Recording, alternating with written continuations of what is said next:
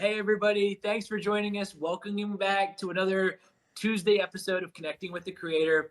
This week, we're super thrilled and happy to have Rabbi Asher Meza, good friend of mine down here in South Florida, who I met through meetup.com. Just an amazing experience. And as somebody who has been well versed in scripture and an understanding of the Torah, he's just got a super open mind. I've always enjoyed listening to him talk. And so we're excited to have him on. Me and Jake have a lot of in-depth questions as we seek out the Creator and connecting with him. So we're hoping that he can be able to help us clear our minds a little bit. So or Asher, go ahead, share what you have to share. All right. So to start off, let me introduce myself. My name is Asher Meza. I'm located in South Florida. I'm the founder of an organization called Torah, Judaism International. And I'm an Orthodox Jew. I promote Orthodox Judaism in a non-traditional way. Orthodox Jews are typically not known for proselytizing. I do proselytize. That means I encourage people to consider becoming Jewish. I don't attack Christianity. I don't attack Islam. But I do promote Torah observance, which means that if a Christian individual wanted to keep commandments and not drop Jesus, that would be perfectly fine with me. I think it would be perfectly fine with God. I do believe what's good for me is good for others, right? I think it'd be better if people could connect with the Creator one-on-one without any intermediaries, but I don't think that believing in a Messiah or not affects your relationship with God. So I used to be Christian. I converted to Judaism 25 years ago. Now it's probably maybe 26 or 27 years ago.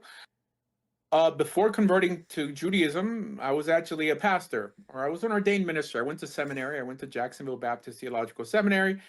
And after studying there a couple of years, I came to the realization that although I still had a relationship with the God of Israel, I felt that the idea of a Messiah seemed more of an optional belief, that the Bible wasn't built around the notion of God and his Messiah, but rather God and his ethical will for humanity.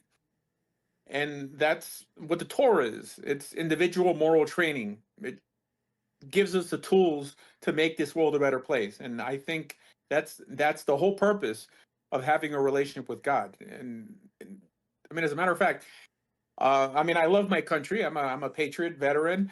The early founders of America, I think, viewed even Christianity from this perspective. They were known as deists.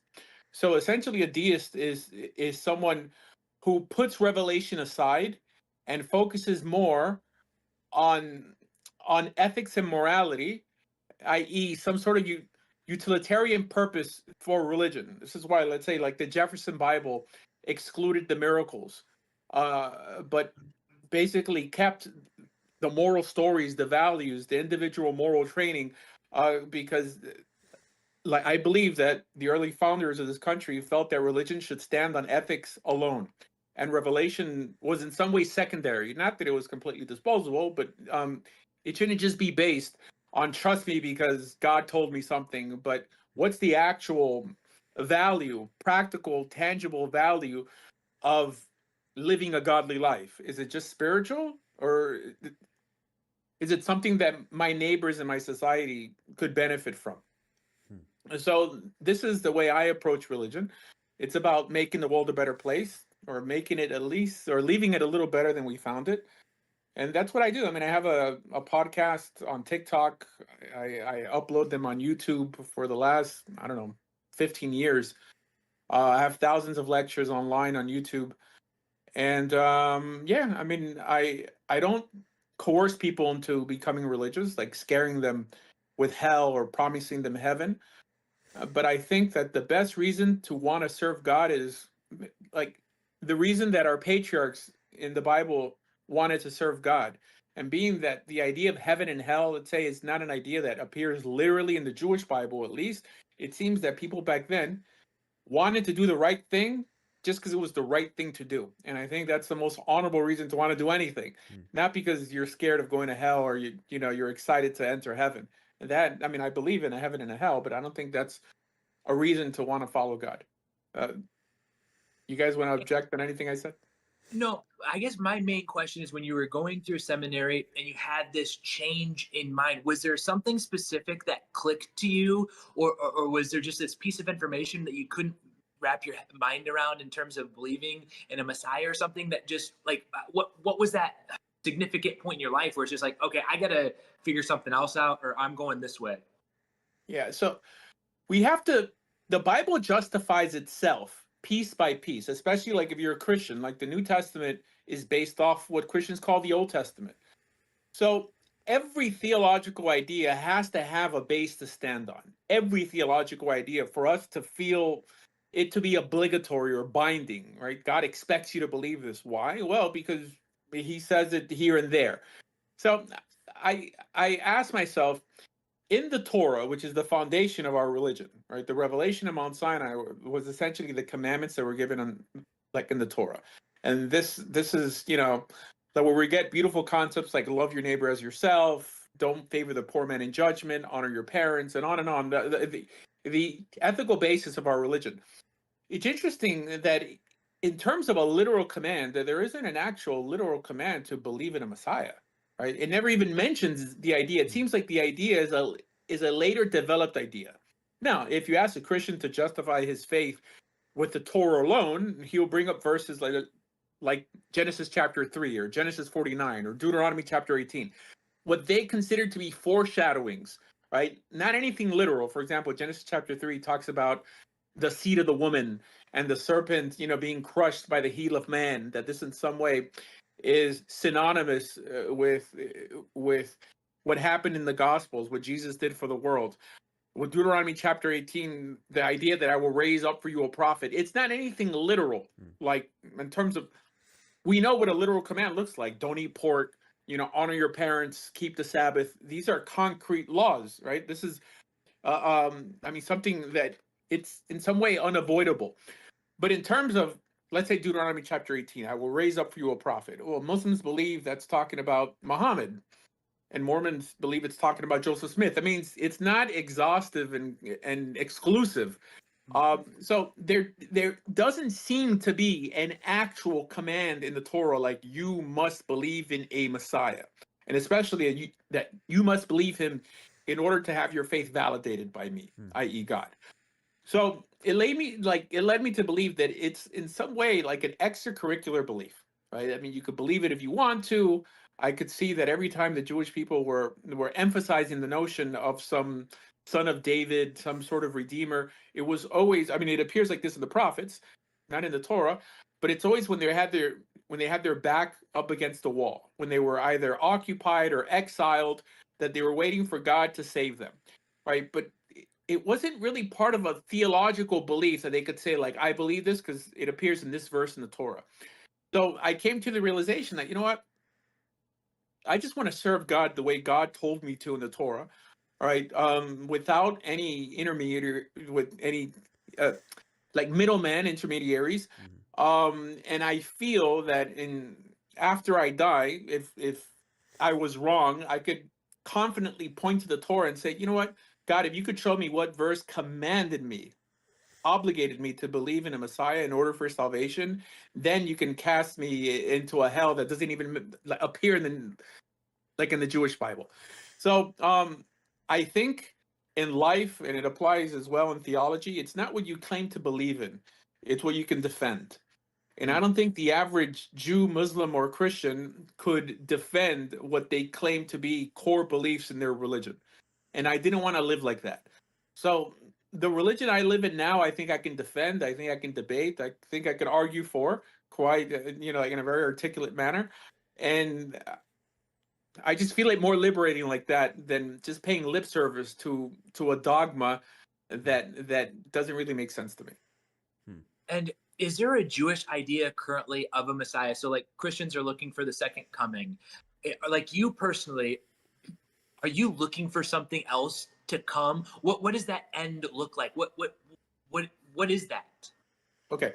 So I'll tell you what most Jews believe, and then I'll tell you what I believe.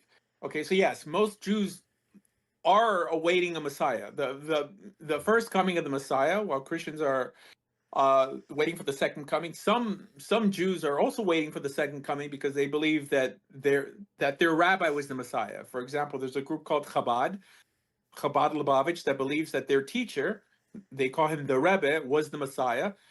He passed away, and they believe he's coming back. We've had many false messiahs in Jewish history. There was one called Shabtai Tzvi, another one called Jacob Frank, Bar Kochba.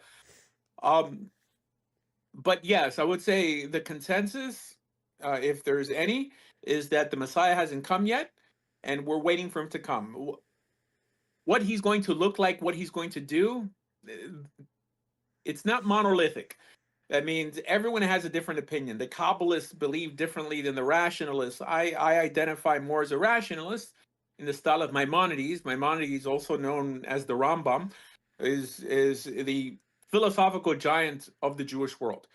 But after the Rambam passed away, probably around 100 years after he passed away, they wrote a book called the Zohar. They gave birth to Kabbalistic Judaism, and that in some way redefined the reason, I mean, someone should even remain Jewish. And a lot of messianic expectations of today are based on Kabbalah and not literally based on the Talmud, which predates Kabbalah, that doesn't have these Kabbalistic concepts within it, or for sure that appear in the Bible. So I don't know, like, according to Maimonides, to the Rambam, the notion of the Messiah is just a king who will like eventually die, like all kings die, and his kids will take over. And he teaches that in the Messianic age, nothing's going to change, with the exception that Israel will have sovereignty over themselves and will have the freedom to study Torah and live in peace. Just Israel. Now, that's completely different than what I would say most Kabbalistically inclined Jews believe, that the Messiah is never going to die. It sounds very similar to Christianity, that we won't be able to sin anymore. I guess God's going to give you some sort of religious lobotomy or whatever. That Satan or like the evil forces are going to be cast away. Like, there's no monolith in terms of on the notion of the Messiah in Judaism. So I believe if there is a Messiah, he's just going to be a king. That we do believe that when Israel gets properly redeemed, i.e. they get brought back to the land of Israel, one of the commandments we have to fulfill is to establish a king when we're ready for a king. It's not like obligatory that has to happen right away. And according to Jewish law, kings are anointed with oil. And I mean, that's what Christ means. Like Mashiach means to anoint. So this king will be anointed and thus will be the Messiah. But there's nothing supernatural about it. So that's where my beliefs align with the most. And I guess from a Christian concept, this idea of Messiah has to do with the atonement of sins. And in the Torah, you go with the sacrificial system and those sacrifices being that atonement of sin. Am I missing that? Or do you have a perspective of, is there an atonement of the sins? Or what are sins doing right now? Like, what? That's just a hard concept to try to grasp currently. Yeah. So there's a distinction in the Bible between forgiveness and atonement. For example, when Israel is exiled, we're not seeking atonement because atonement could only happen in the land of Israel with a temple and blood and altars and stuff like that. While forgiveness occurs everywhere. For example, I mean, this is not our first exile. Israel was exiled to Babylon, and how did God accept them back? Well, they repented and God forgave their sin. But if they were in Babylon, what sacrifices could they bring? Because you can't bring sacrifices outside of the place that God chooses. That means you're not allowed to bring sacrifices outside of the temple. So it shows that when Israel's in exile, what we're seeking is forgiveness, not atonement. Once we receive that forgiveness, we're brought back to the land, we're able to build a temple, then we could acquire atonement via sacrifices. And there's also different ways to like achieve atonement in the land apart from sacrificing animals. You could there's like meal offerings, and even like allowing the land to rest like every 7th year it like atones for the land. So there's different ways that atonement could be achieved, but atonement only occurs in the land of Israel. So the Christian notion of atonement is that Jesus became the atoning sacrifice for all of man's sin, past, present, and future. Why? Because Christianity has an idea, like a theological idea of original sin, that because of Adam, man was in some way destined for hell, right? And there had to be something to reverse that curse, which was mentioned in Genesis chapter 3. And according to Christianity, you needed the atoning sacrifice of Jesus to reverse that curse. Now, it according to Christianity, it doesn't just happen for anyone just because he died, but you have to accept it like a free gift. So this concept is not a Torah concept. I mean, in Judaism, we don't really acknowledge this notion of original sin and some sort of reversal of the curse of Adam and Eve. Like we don't seek to reverse that. I mean, it's not meant to be reversed. I mean, that's just the way things are. Women are going to give birth, through pain, and men have to toil, like by the sweat of their brow, and it's just, I mean, it's always going to be like that. So yeah, we're not seeking atonement like that. I mean, we are seeking atonement once we build another temple. But I don't think anyone really knows what atonement actually accomplishes. That we know what forgiveness means, right? You do something wrong, God will you do something wrong, you repent, God will forgive your sins. Atonement, it like in Hebrew, the word is kapara, which means like to cover, but no one really knows exactly what that means exactly. So I mean, it could be how the Christians say that it's atoning for the sin of Adam and Eve, but the Bible is not clear, at least not in the Jewish Bible, on what sacrifices actually accomplish. And with that being the case of not really being a Torah concept or an older Jewish concept, what is your belief as to why Christianity created this? What's the point of it? How does it help, or is it more just to create more contradictory? Is it a control? Like, what are your thoughts as to why Christianity was even created? Well, I don't think Christianity is detached from Judaism. I view Christianity as a mystical form of Judaism, a Gnostic form of Judaism. Before Kabbalah, mystical Judaism was known as Gnosticism. And there's a lot of similar ideas in the Kabbalistic world. So in the Kabbalistic world, there's this idea of tikkun, or tikkun olam. So tikkun olam, from a Kabbalistic perspective, is quite similar to original sin. The Kabbalists believe that when God created the world, he had to contract himself and pour himself into certain vessels, but the vessels couldn't contain God and they broke. And all these sparks, these netzitzot, they were scattered all over creation. And the job of humanity is to gather these sparks, to rectify existence by gathering these sparks back into the area of holiness. And by doing so, you'd bring the Messiah and essentially world peace, and you'd subdue evil forces. And it's quite similar to the necessity of a human sacrifice making the world better.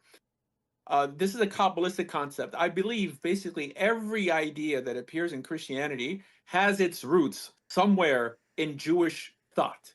You do? Jewish, yes, absolutely. Now, that doesn't mean I believe it, just because there's many different ideas in Judaism that we don't necessarily run with, right?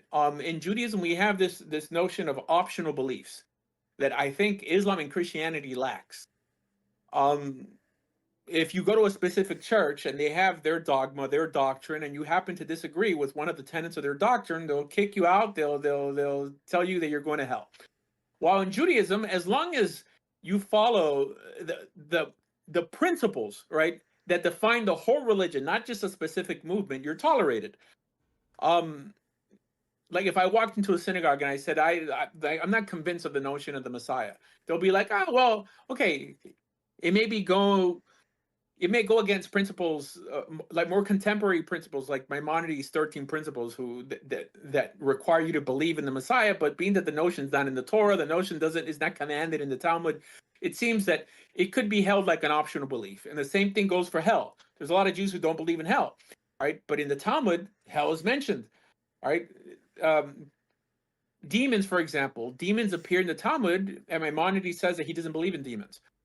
So because we have this notion of optional belief, we're not so easily, we don't argue so easily over things that we consider either trivial or secondary, because we're united on Torah observance. So I think that that's where Christianity and Islam fall short, because they're quick to, kick you out of the mosque or the church just because you happen to deny the Trinity, let's say, or you're speaking in tongues if you're a Pentecostal or Assemblies of God. Right. All right. Judaism is a little more flexible. Like, we do have standards, right? I mean, clearly, the notion of the Trinity is one that modern day Jews are very much against. But Kabbalistic Jews, they have a similar type Godhead, let's say. Now, most Kabbalists don't speak this idea with non-Kabbalists much, but they have something called like the Sefirot, and you've probably seen the Tree of Life, in images in the Kabbalah Center, that it'll show like the image of a man with like circles all around him. There's typically like 7 or 10 circles. I mean, known as the 10 spheres, the 10 Sefirot, or 10 emanations of God. And within these emanations, there's like sub-emanations called Partsufim, which even include God the Father, God the Mother, God the Son. So like from that perspective, that in some way aligns with Christianity. That's almost a Trinity on steroids, in my opinion. But there's Judaism for scholars and Judaism for laymen. So most laymen, they solidify their Jewishness by the fact that they're not Christian. So they think that what makes them Jewish is that they don't believe in Jesus and they don't believe in the Trinity. But yeah. I mean, that's the main distinction, I think, that allows Jews to get along, even though they don't agree on everything. It's interesting you were talking about the idea of heaven, or the idea of hell and demons not being discussed in the Torah per se. And I think that, so a little bit of context, before we even started this podcast, Chad and I were kind of talking, and I was talking about how I wasn't really religious per se, in the sense that believing in a God, and like I would take the core beliefs and all the values, and I don't know, I feel like people should just want to do good because it's the right thing, kind of like you were saying earlier, and just those commandments and laws and following laws and just being a good person. And I guess through this, I was kind of trying to connect with the Creator, what that could even mean. Is it necessarily, obviously, it's not like this guy with a beard it's like the stereotypical version of God. But a thought that's come across my mind lately is the idea of heaven and hell, and it just does not make sense to me, because like you were saying, or I guess like we've been talking over the past couple of weeks, it's like, do people that go to heaven still have free will? Since the idea is like no sin can be committed, and if that's the case, then free will is kind of an option at that point almost. And another thing was the idea of heaven and hell, and everything good being in heaven and everything bad or any negative thought, torturous pain, all of that being in hell. And I guess my main thing with that is thinking about it from a biological human perspective. Everything good, you know that it's good because you know the opposite of that. You know how it feels to be in pain. You know how it feels to have anxiety or miss somebody that you love that died or something like that. And I guess it's not necessarily a problem. It's just more of a misunderstanding that to understand what is good and great, it almost seems like you have to have those negative aspects of it. So I think what you're trying to define is evil, not so much hell. So it seems that that evil doesn't exist, at least in the Torah, as a separate entity, like it does in Christianity. It seems that evil is just the result of not doing the right thing. Evil is personified in the New Testament by Satan. It appears like this in Kabbalistic literature. It appears like this in the Talmud. That idea came down to us with groups like Zoroastrians, dualists, who in some ways separated the world between the forces of good versus the forces of evil. Well, I mean, just like darkness is the absence of light, evil is the absence of goodness. I mean, it doesn't exist like a separate entity floating around. Don't run with the scissors because the devil's gonna, force you to stab someone with it. I mean, like the devil made me do it. All of the above. Of course, no, it's nonsense. Now, there's a few terms that people extract the idea of heaven and hell from. It's clearly not in the Torah. It's not in the Jewish Bible. But the word Sheol literally means pit. That when you die, that's where you get put. That later got translated to mean hell as a way to coerce people to remain religious. The word Gehenna is a place, I mean, it's actually like a part of Jerusalem that you could visit today outside of the walls of the old city where people used to burn trash. That later on got translated to be some eternal place of torment. But in the Bible, the notion of heaven and hell doesn't exist. Now, the Torah does talk about God writing your name in a book. We don't know what that means. It talks about Abraham dying and being gathered to his fathers. We don't know exactly what that means. Meaning there's not enough there to build a whole doctrine off of. It says in Deuteronomy chapter 29, verse 28, it says that the secret things are for God. And only what he has revealed is for us and our children to do. Saying like, don't worry about all this trivial stuff, right? Just do what I commanded you to do, what I revealed. I mean, things that are easy to understand. So it seems that nowadays the average person doesn't want to lift a finger unless they're promised heaven or cursed with hell, right? I mean, that's how the dialogue typically goes when a Christian missionary confronts you. The first thing he tells you is that if you die today, do you know where you're going to spend eternity? Now, if that question was so important, why doesn't it appear in the Torah? Why, if heaven and hell was so important, why didn't God mention it? It seems like it wasn't important enough for God to put it in his core revelation, which is, Torah from Mount Sinai. It seems that God in the Torah presents himself as just and righteous, and he wants us to emulate him, right? I mean, righteous just means someone who does the right thing. And it's essentially, we're doing the right thing if we're not going to be like eternally tormented if we don't, or eternally rewarded if we do. We're doing it because it's the right thing to do. I mean, and not to mention that we're doing it like for the sake of our kids, to leave this world a little better for them. And this is why anyone in the Bible did the right thing. Now, again, fast forward nowadays, I mean, Islam is also built around this notion of hell. There is no hell, there is no Christianity, and there is no Islam. Why? Because there had to be that defining aspect that coerces you to embrace this new theology, right? This new addition. If not, I mean, people would have just stayed with the Jewish Bible, right? Well, keep commandments, and there are punishments for breaking commandments, but they seem to be reciprocal punishments on earth, right? If you don't rest one day a week, you're going to burn yourself out, right? Like if you, I don't know, like favor the poor man in judgment, where you're going to have an unstable judicial system. It seems that the punishment is in some way bundled into the commandment itself. But now it's a complete mystical battle, right? I mean, like, we wrestle not against flesh and blood, but against, spirits and princes and principalities. It's all a spiritual battle according to Christianity and Kabbalistic Judaism and Islam. So I think it's time to make religion more purposeful again, more meaningful. And this is essentially what I believe the founding fathers had in mind when the belief system that they peddled was deism and not modern forms of Christianity. I mean something more purposeful. I mean, I think the core of deism, at least from a Jewish perspective, is that God gave us the commandments. He gave us the tools to make this world a better place, and then he in some way took a step back. But the idea that, any time we're suffering the results of a decision that we made on this planet, that we're just going to ask God to bail us out like he's some sort of celestial butler, that kind of makes no sense.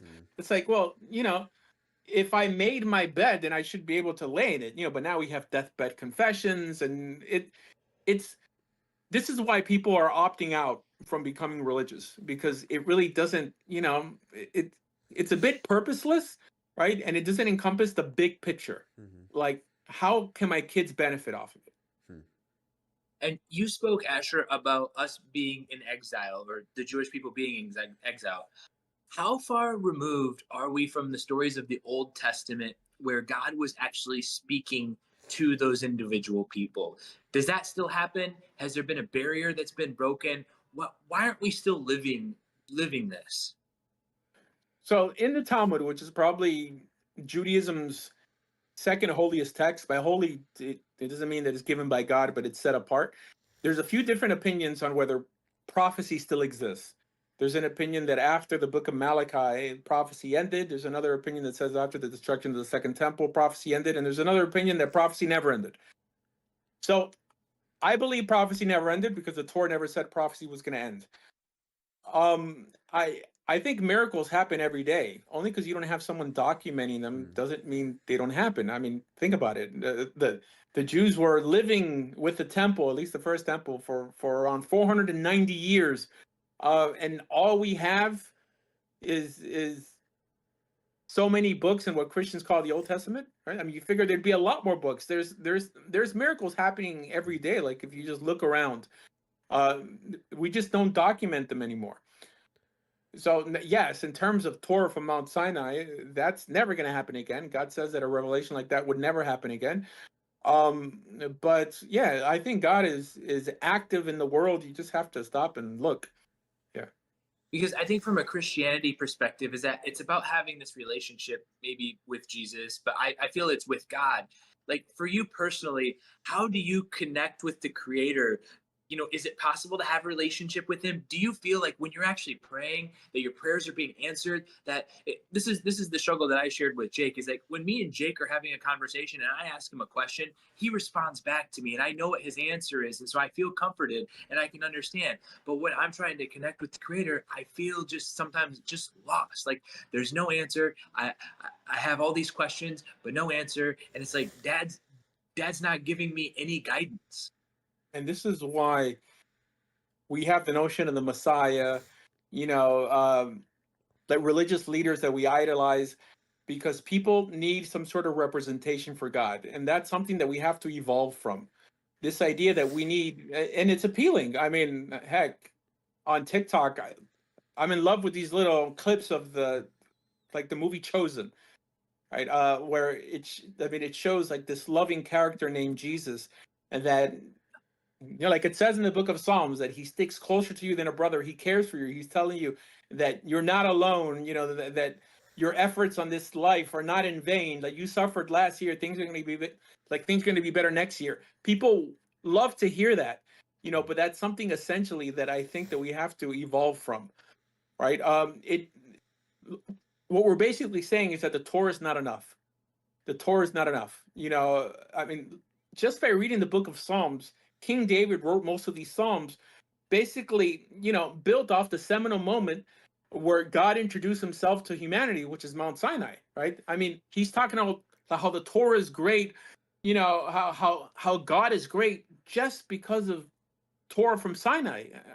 There weren't any big events that he could focus on. There weren't any messiahs that he could relate to. So nowadays, it seems that we just have to kind of toughen up and kind of realize, like, even though we don't feel that God's listening to us, he's there, and he is. Truth be told, there's not an actual commandment in the Torah to even pray, right? It seems that our patriarchs basically stared in the sky and thought deep thoughts. This is one way, or this is one reason why God in some way related with shepherds, because shepherds have a lot of time to just sort of theorize and meditate. And that's more the Torah message. And it even travels into modern day Judaism today. The prayers that we have are typically not petitionary in nature. They're prayers of praise. That it's constant gratitude. So compare that to, let's say, a prayer vigil in a Christian church, or you're hopping in with a list of things that, God, I want this raise, I want I don't know, I want to run faster, I want a bigger house, right? It's just, I mean, God's a butler. But if you're just thanking him for what you already have, right, and you're taking the responsibility to square yourself away to such an extent, making yourself a high value man, that, God gave me health. I mean, he places in the greatest country this planet's ever seen. Let me do the best with what he's given me, instead of asking him, for more when I'm not already using what I have. I mean, it seems that modern day religion keeps us very adolescent. It infantilizes us, right? I mean, like, I wish some pastor would get up and say what I'm saying here. I'm like, you'd probably get fired, because it'd be like, what do you mean? It's all about prayer. It's all about faith. But in the Torah, it's not all about faith. It's all about action, right? You act first. Once your back is up against the wall, once you've exhausted all your earthly means, then you ask God, step in, right? But the idea that you pray first and act second is a mystical idea that I think has hurt us as a people. And so for you, when you have maybe some fear, some doubt, or some worry, or some of those things overcome you, what do you go to? Oh man, I see, that's where trusting in God comes in. There's a difference with begging God or pleading with God and trusting with God. Trusting with God is, if you know that you're doing the right thing, you can believe that God has your best interests in mind, right? And that's it. Now, I have an interesting belief that I don't believe that God knows the future. There's many verses in the Bible that show that God doesn't know the future. There's verses that show he does know the future, which should get us all to conclude that we don't ultimately know. But I'm a big fan of us having free will. So I think it's hard for us to have full free will and God know what we're going to do before we're going to do it, and at the same time claim to be just by punishing us, right? And every time I always try to get someone to explain how that's ethical, they always go into some religious rendition of the multiverse, which sounds completely absurd to me. I think God doesn't know the future. I think he knows things like whether it's going to rain or not, but he doesn't know if you're going to make a good decision from a bad decision. He could take an educated guess. Why? Why is that not a limitation? Because it's not a limitation if you don't know something that doesn't exist, right? If the future did exist, and then God says, I just don't know, then it's a limitation. You're limiting God. But if the future doesn't exist, then it's not a limitation, because you can't know what's not to be known. So I just trust in God, and the way I see it, that when it's time to go, it's time to go, and there's nothing I can do to change that. The idea of that I'm going to in some way pray myself out of a difficult situation, I think, just like, I'm 46 years old. With age, you've come to the realization that no one's going to come and save you. And if I really would have known this when I was 12 years old, I'd be 3 times more successful than I am now. And I think that God always wants us to act first. However, walk in his ways and trust that he has your best interests in mind. So if there's any intervention that has to take place, he'll do it, but don't rely on it. And go out like a soldier. And that's it. And so something that you're talking about, and I think something that's felt very, very exhaustive to me, is how strict the Jewish traditions are. But I'm wondering, is because of how strict you keep to the Torah and you abide by those, if that strengthens your faith. And one example I have of that is, over the past year, I've really been honing down on my diet. And as I remove sugar this year, I would eat ketchup, like a cup of ketchup every single night. And I was like, okay, Chad, like, I removed it. And then as I remove these things from my life, my diet becomes so much more freeing, and also my conscience for being healthy, like not having to worry about my health, is much more freeing, is that I know that I'm doing the right things with my body. And so I wonder if your trust comes from so much of the application that you do by abiding and keeping the commandments. Yeah, I think 90% of everything that happens in our lives from a negative perspective is self-made. Right. So if you square 90% of yourself away, right, I mean, you have no control over the 10% to begin with. and that's what makes life livable, right? You don't know what's going to happen, like, so I mean, heck, I don't even worry about that. It says, like in the book of Isaiah, it says that the holy God is made holy through righteousness. That means what makes God special is that he does the right thing. And that's what makes us special. Yes, like I believe that the Torah is there to square you away to such an extent that it'll make you more productive. It'll take care of that 80-90% of self-inflicted problems, so that all you have to worry about is the 10%. Like you getting COVID, God forbid, or anything, you losing your job because of downsizing, right?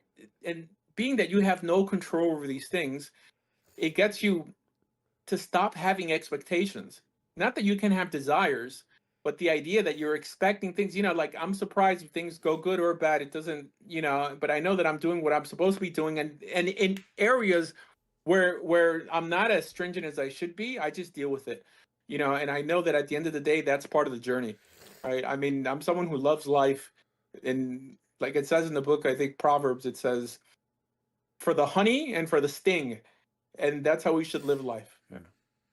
And so that was something that's been interesting to me as I've been trying to look at Christianity and Judaism, is that I see that Christianity seems like it's so much, there's so much freedom and happiness because they hold on to this Messiah that's given them all of this gifts and the redemption of sin, and that they don't have to be held accountable for things, or that they can be forgiven. But Judaism seems so restrictive in that they're trying to hold on to these things and do all these things so that they can have that life afterwards. Like that's just been the biggest struggle. But it seems like with what you're sharing is that that freedom and that bondage from our personal minds and our own worry comes from abiding to the Torah and increasing that faith. Am I hearing that? Is that right? Or so I always say that it's not important enough just to become religious, but how long you remain religious. These Christians that you see, that they seem to be so carefree, I believe that doesn't last. I believe that their philosophy ends up catching up with them. Because the idea that God forgives all your sins, past, present, and future, is not a convincing one. God may forgive you, but you don't forgive yourself. And this idea that you could continue making bad decisions, but I'm going to make it to heaven, and that's what matters, is not enough for humans to go on. So what Judaism focuses on is individual moral training. It gets you into a positive routine, and then that adds religious longevity to your life. Because it becomes you in how you eat, the neighborhood where you live in. Instead of just being a Christian who's like just accepted Jesus, you could eat as much pork as you want. You could basically break almost any law to a certain extent, right? And then like I'm carefree. No, that's yeah. So like I think that the formula that appears in Judaism equals a longer religious existence than people, being ecstatic that God forgave all their sins through the sacrifice of his son on a cross. But that itself, that feeling doesn't last because it's not convincing. It's not realistic, right? I mean, there's people who really did some bad things and they're thinking like, how can God just forgive me? I mean, how about all the bad people I hurt? I mean, how about the victims, right? So I think that Judaism is more livable in the long term, and it makes you proud of your success because you're like, I strive hard. I keep these commandments. These commandments are not all ceremonial in nature. Half of the commandments are commandments between man and man, and the other commandments are commandments between man and God. For example, keeping the Sabbath is a commandment between man and God, but loving your neighbor as yourself, fighting evil, burning the evil from amongst you. These are all commandments between man and man. So like if you square yourself away to be an honest person, an honorable man, right? To live up to the archetypical male in the Bible, who's King David, the warrior poet, the warrior scholar, right? You would square yourself away religiously to such an extent that, I mean, it's not about just calling yourself religious. You become like an embodiment of the word of God, because it's not based on faith, it's based on action. And that's something that you can articulate. I mean, faith, you can't even explain your faith. Yeah. How many times can you tell someone that Jesus died for your sins, thus I'm carefree? Yeah, when you go to bed and the demons come at night and start, getting you to question everything. However, when you know that you work hard, right? I mean, it's kind of like the whole body shaming movement nowadays, right? The whole body shaming movement tells you you're beautiful, even though you're 400 pounds, even though oh, you don't have to lose weight, this and that. That may last, for a week or two, but the person you're telling that to is not fully convinced. I mean, she still has to live with the consequences of like of an unhealthy body, of like of not being found attracted by the opposite sex. There's consequences that you yourself cannot overcome. So this is why Judaism, focusing more on the individual moral training, right, is something you could be proud of, and that would in some way relieve the stress on whether you're doing enough. And that's a stress that every human being has, whether you're a father, whether you're an employee. You never know that you're doing enough, thus you never feel that God is actually happy with your performance. However, when you have a set of laws that God says that if you keep these commandments, only then will you be treasured to me, then you could say, I'm doing enough. All right, I don't have to stay up at night feeling less than if I'm sticking to the playbook. Yeah, I appreciate that. Jake, those were all the questions I had. What else did you have? Yeah, I guess to just kind of piggyback off of this conversation in general is, I, for one, never really, Judaism, I've never been down the rabbit hole or anything, and I can just appreciate a lot of the things that you're saying, in the sense that my main struggle with Christianity is kind of the idea of Jesus, and just believing in Jesus is enough. Because I look at the people that are saying this, and they're doing these horrible things, and it's like, how can you justify that and claim that you're a Christian, but then do all these atrocities and still be okay with that, just because you claim that Jesus is going to forgive, or is going to make all these sins basically nothing? And I can appreciate what you're saying in Judaism, in the sense that it's an actionable way of life, rather than it's just something that you believe in, and therefore you are rewarded exponentially. And just being the core values that you've mentioned so many times is just following those commandments, and there being an actual set law. Like, those set laws is so important, because without laws, you see where everything goes without laws, and then we start allowing all of these things, and it's a very steep slope to go down. I always try to, in some way, retell the statement told by many Christians of God so loving the world. Like, my religion is based on the concept that God so loved the world that he gave us a higher standard to aspire to. He didn't leave us to, in some way, emulate the animals in our behavior, but he gave us a standard of decency to reach. And it's not about being a crazy, fanatical religious person. It's about being essentially a decent person, but we have actually a standard that tells us when we actually get there. That's it, and we study that standard. Like, you don't have to become a fanatic, right? As a matter of fact, I mean, I wouldn't put all my spiritual apples in the same basket, right? Just keep believing God, keep his commandments, right? And enjoy life. I mean, heck, ride motorcycles, unalive terrorists, do everything that you love to do. Right? And God wants you to have a good time. God created you to enjoy this life. And he just gave you the tools to build a fence around that existence, just to keep you safe. So that gets me to love God in return, saying that God cared for me enough to give me a better standard to live up to. This gets me to care for God in return, and that's the extent of my religiosity. That's it. I mean, what else is there? Right. And I guess to end this off, Asher, for those of us who may be feeling lost, or who are really trying to connect, and we just feel, I guess, lost, like, what is your suggestion? What is your advice for those people to take that next step, and what does it look like? So there isn't always a religious answer for every question. Okay.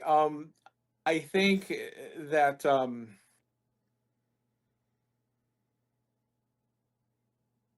the answer could always be other people, right? Friends, mentorship, health, fitness. Like, people think that that the Bible itself has a black and white answer to all your questions, and it's not true. It's not true. I mean, the Bible is just there to polish you up. I don't think the Bible's here to make you good. I think the Bible's there to make you better. This is why there's a lot of crappy people who claim to be religious and read the Bible, because they were crappy to begin with. But if you're a decent individual and then you come to God, the Bible's going to polish you up that much more. So I think that, like, to quote many psychologists who won't even let you through the door unless you first like join a gym, make some friends, heck, I mean, like, get some mentorship. Like, if it's becoming, I mean, I don't know, like joining a lodge or something, that's so important, right? That is also encompassed in religious life. This is why we have places of worship. And like in Hebrew, a synagogue is called a Beit Knesset. It means a house of gathering. Like, why do people actually go to synagogue? There's no obligation to go. You get there to, in some way, socialize with like-minded individuals, and that's so important for a healthy mindset. I mean, it's not just about getting on your knees and praying. I mean, like, how does that help anyone else?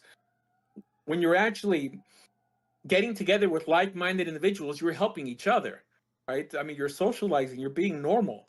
And I think God wants you to be normal, and he doesn't want you to be a fanatic, right? I mean, that's not the message in the Torah. In the Torah, these were regular individuals, but they were Israelites specifically. They were Torah observers, but it's not like how people act when they freshly get saved. They're burning their ACD albums or whatever, like the ACDC albums.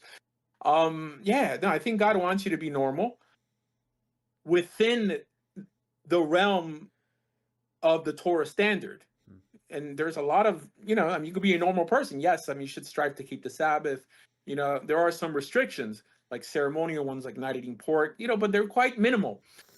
Yeah, so like, I think that if you wanted to get right with God, I think that you should first start getting right with man. I think Dennis Prager, he says it often, that God cares more about how we treat each other than how we treat him. Just like a parent cares more about how siblings treat each other than how they actually treat the parent. So I think that if you harmed anyone, if you owe anyone money, if you have issues that you have to attend to in life, I think people should take care of those first and then come to God, like not the other way around, right? I mean, by the simple fact, if you realize that that's a value, means that you're already with God, right? I mean, some people first want to become extremely knowledgeable in the Bible before they take care of their earthly responsibilities. So I think there has to be a healthy balance between the two. I mean, that's my opinion. No, I appreciate that, man. Yeah, well. Yeah, Asher, I appreciate everything you shared tonight. That was super enlightening. I enjoy asking you questions and just hearing your thoughts. It's impressive, man, and I always enjoy just hearing from you. Thank you so much for just everything you shared tonight, your heart, your open-mindedness, and everything that you've been able to offer, not only to me and Jake, but to this world with what you've done, man. It's really, really special. All right, no, I appreciate it.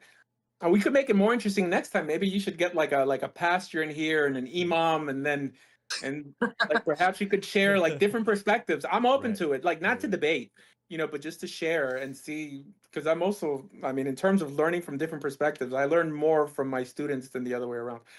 But yeah. All right, we'll look forward to trying to get something like that set up. Oh yeah. All right, cool, man.